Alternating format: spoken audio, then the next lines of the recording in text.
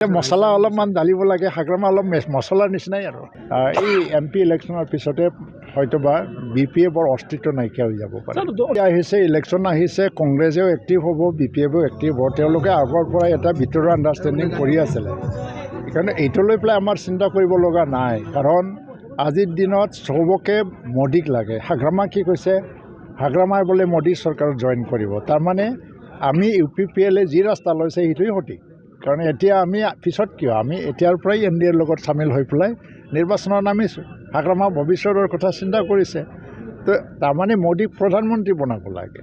তো এতিয়া মোদীক যদি প্ৰধানমন্ত্ৰী বনাব লাগে, তেতিয়া BPFে কংগ্ৰেছৰ লগত বহি ৰাহুল গান্ধীক প্ৰধানমন্ত্ৰী বনোৱাৰ কাৰ্যত কিয় লাগি গৈছে? সেইটো তেওঁলোকে এনেই এটা নাটক কৰি আছে। ইয়াত BTD অঞ্চলত কোকৰাঝাৰ লোকসভা সমষ্টিত তেওঁলোকে নৱশৰণীয়া আৰু যিটো BPF তেওঁলোকে একেটা স্থানতে থাকিব। তাৰমানে আমাৰ প্ৰতিপক্ষ হিচাপে দুটাও, এটা মাত্ৰ নহয়।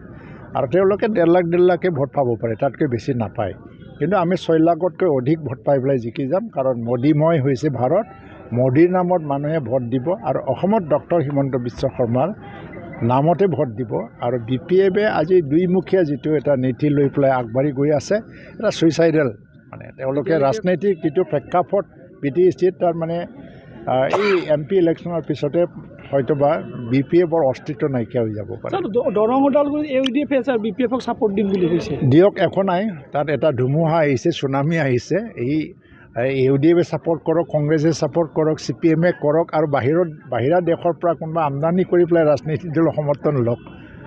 আমি NDA হিচাপে যিটো থিয় দিম, তাতেও মানে আমি 2-3 লাখ ভোটৰ ব্যৱধানত জয়ী হৈ যাম। আপোনাৰ কোকৰাঝাৰ চিটটো এৰি দিছে, কিন্তু প্ৰাৰ্থিত্ব তাতে আজি এদিন দুদিনতে আমাৰ সৰু এটা চিটৰ কাৰণে প্ৰাৰ্থিত্ব আমি আগতীয়াকৈ ঘোষণা কৰিব লাগে বুলি ভবা নাই, কাৰণ BJPয়েও আজি ছেকেণ্ড লিষ্টটো এতিয়ালৈকে দিয়া নাই, ফাৰ্ষ্ট লিষ্টে মাত্ৰ দিছে।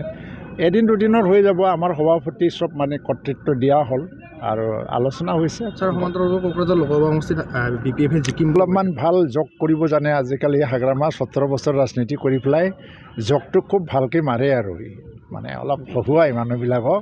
আৰু ৰাজনীতিও মানে এনেকুৱা অকল নিমখ আৰু জলকীয়া দি ৰান্ধিলেতো তৰকাৰী খাব পৰা হৈ যায়, কিন্তু খুব জুতি নালাগে নহয়। এতিয়া মছলা অলপমান ঢালিব লাগে, হাগ্ৰামা অলপ মছলাৰ নিচিনাই আৰু।